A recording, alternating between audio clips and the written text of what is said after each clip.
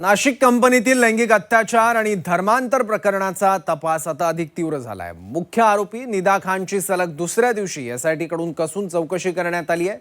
धक्कादायक बाब म्हणजे या प्रकरणात एमआयएमच्या नगरसेवकाचं नाव समोर आल्यानं या प्रकरणाला राजकीय वळण देखील मिळालंय। बघूयात।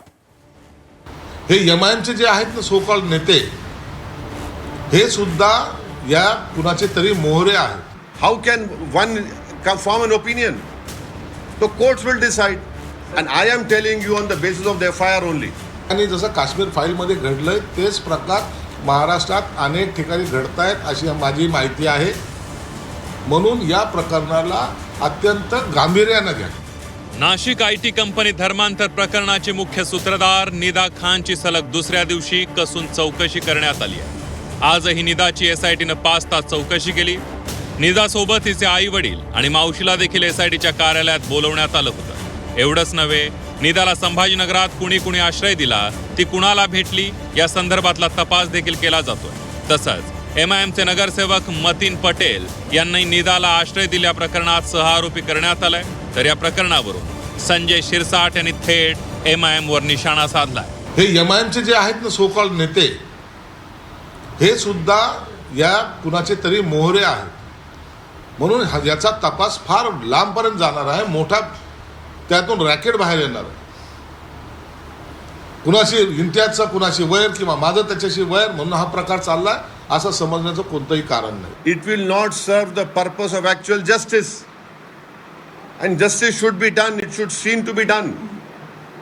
How can one form an opinion? The courts will decide, and I am telling you on the basis of the FIR only. The FIR says that they found one burqa.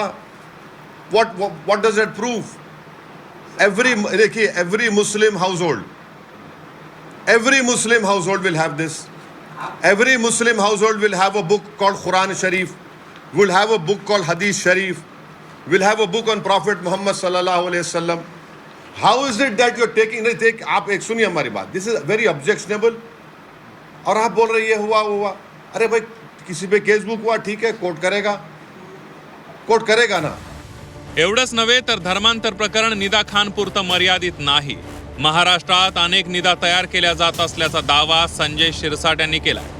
The Kerala story सारखा प्रकार महाराष्ट्रात घडत असल्याचं संजय शिरसाट म्हणाले।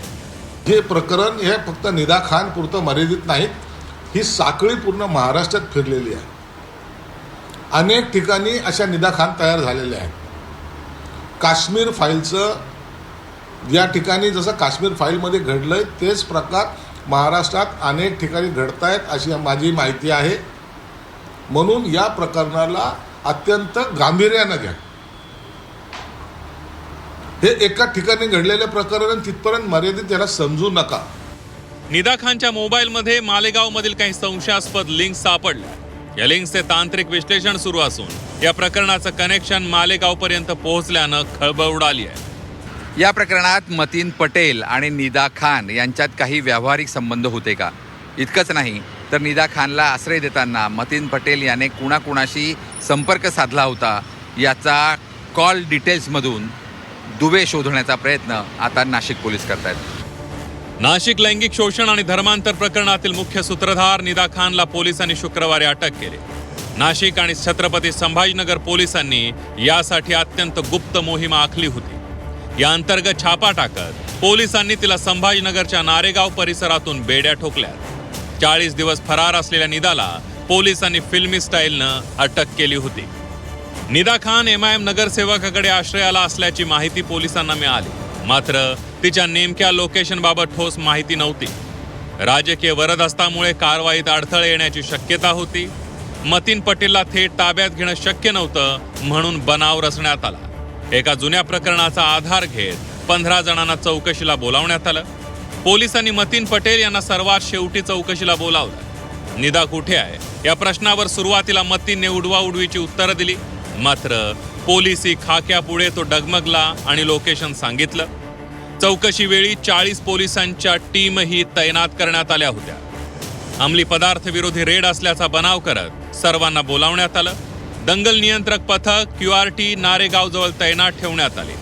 फक्त साध्या वेशातील police Nida लपून बसलेल्या ठिकाणी गेले थेट घरात शिरून निदा खानला घेऊन पोलीस परतले.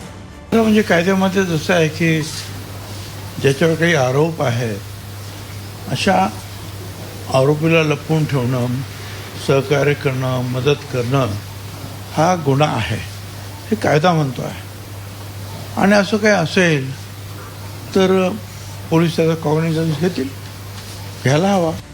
एकीकडे निदा खानच्या चौकशीनंतर या प्रकरणातील धक्कादायक माहिती बाहेर येते, तर दुसरीकडे राजकीय कनेक्शन समोर आल्यानं आता या चौकशीत आणखी कोणते मासे गळाला लागणार याकडे सर्वांचं लक्ष लागलंय. योगेश खरे, झी 24 तास, नाशिक.